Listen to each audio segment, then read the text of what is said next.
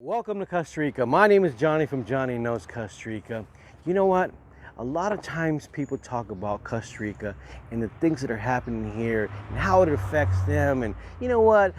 This hurts me. Or you know what? The government did this or that. But you know what? Let me tell you about an experience that I just recently had on seeing the president here in Costa Rica. You know what?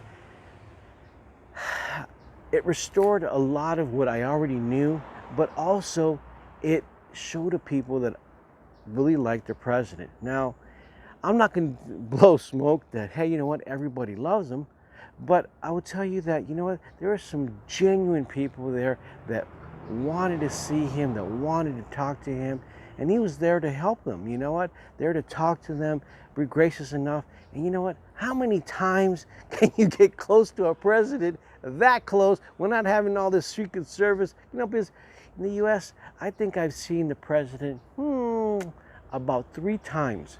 And that's a lot, but never this close, never.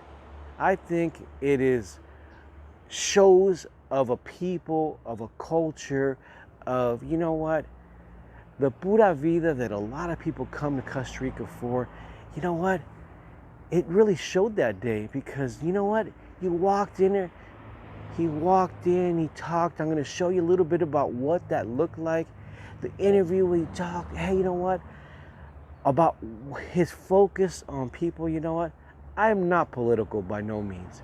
I honestly really shy against that, because I believe, as when I served in the military, I believe that we give you a choice of what to do, and everybody should have a choice. So I'm not going to judge one group or another group or talk about that. I don't believe it that way. I believe that everybody has an opinion. You can say your opinion, and I try to stay out of that political stuff. I'd rather say to you, hey, you know what? How can we help? How can we do things? And let's dialogue to get something done. Now, it doesn't always work perfectly, but you know what? I think a system that is designed to dialogue, I think it's a better system. But you have to have that wanting to change, that change that's just, it's tough sometimes, but you got to have that will to want to have some change, because you're tired of what's not being changed. You know what?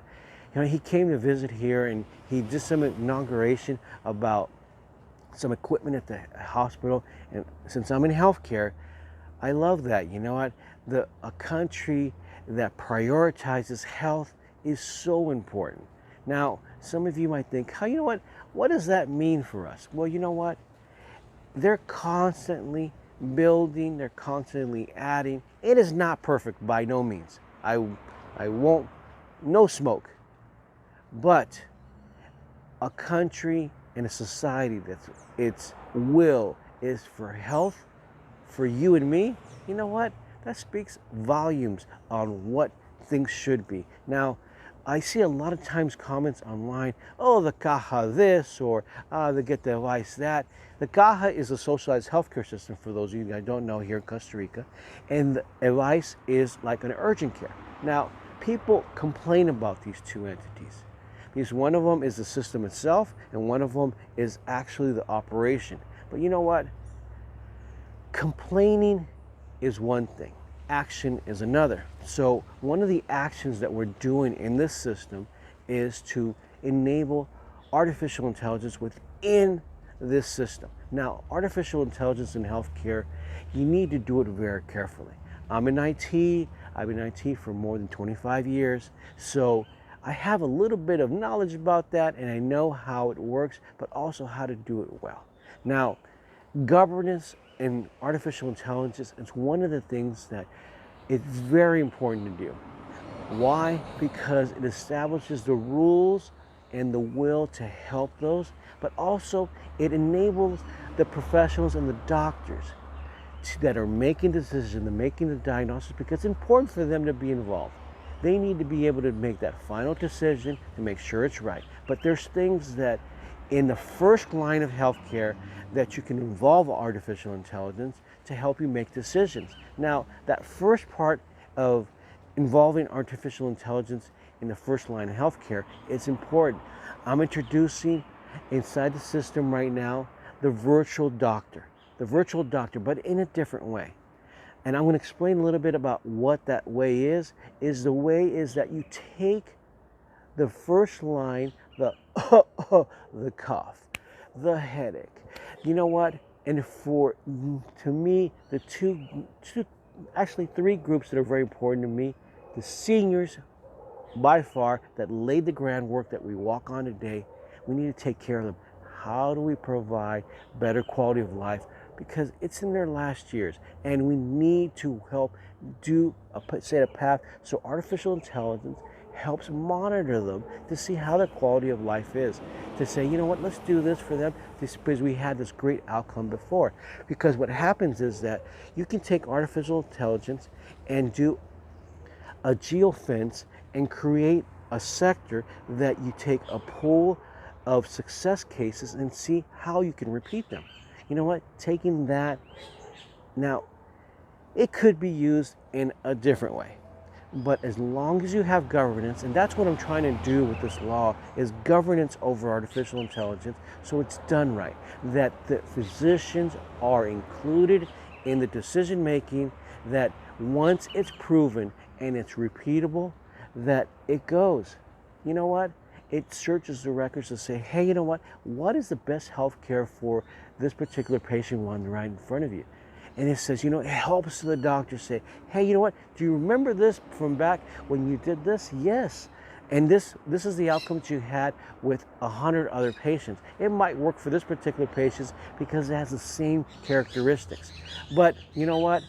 It is very technical. It's very, very intensive to have this decision tree that makes that possible. Now, those of you who are thinking, you know what, Judge Johnny getting so technical, I want you guys to understand that it's not just it runs amok.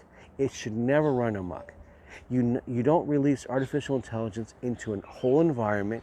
You do it in a piloted system, in a controlled environment, and you can start in a developing environment to see what that outcome is going to be. And then you move towards a production area where it can affect in a controlled manner with a controlled process to make sure that the best interests of the patient are always kept in mind, but the guidance of a physician behind that decision that was made so that quality of life is much better. Now, I'm going to leave you with this. You have to take this, everything that I'm talking about, you know what? It's step by step. We're not going to solve it overnight, but you know what? There's a start point and an end point. And I hope that at some point with these videos, you're going to see that end point, that we were able to accomplish something not for just you and me as Americans, as Canadians, or people wanting to live here, but for all Costa Ricans, everybody that lives in this country, to be able to take advantage and have that quality of life. Because it says a lot about a system that is life expectancy here, what was different from the 50s and now is very, very different. In the 50s, it was based on they lived between 55 and 65, and now it's to 88. Imagine a system, a health system, that has done that. You know what? Sadly, you know, I love the U.S. It gave me everything that I am today. Of course, with my parents upbringing and their morals, but the U.S. gave me so much.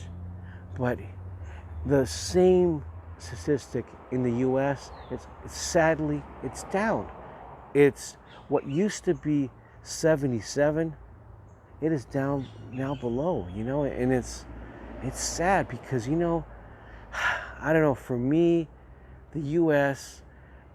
has everything: technology, intelligence, the people, the will, and how in healthcare we're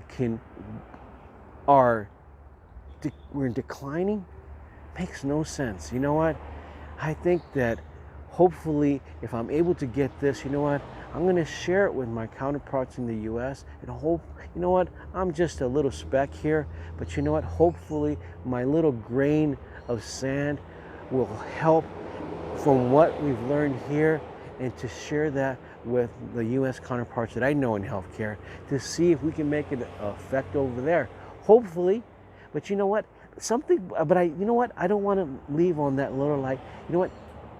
You Canadians, your healthcare system, which is also similar to the universal healthcare system, also has almost the same life expectancy as Costa Rica. So you guys should be proud of your system. Yes, it takes time, just like Costa Rica. Oh yes. But be proud of a system that has raised the life expectancy of its people because it's doing its job. Well, I'm Johnny from Johnny Knows Costa Rica. Pura vida, and always be safe.